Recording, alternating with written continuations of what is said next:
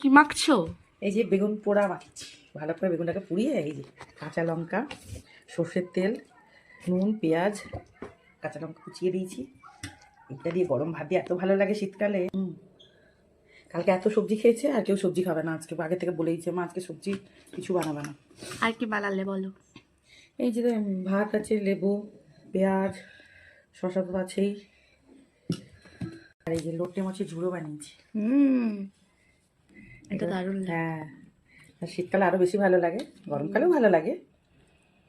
এই যে মোরলা মাছ, আলু বেগুন দিয়ে কাঁচা মাছটাকে দিয়ে একসঙ্গে মেখে বেশি করে সর্ষের তেল দিয়ে মশলা দিয়ে বসিয়েছি আর ঢেকে দিয়েছি।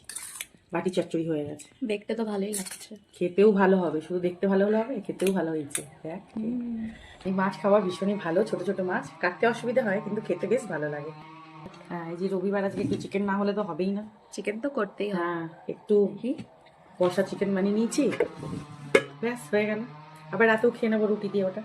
এই তো তো তো বন্ধুরা, আজকে এগুলোই বানিয়েছি, এগুলোই খাওয়া হবে।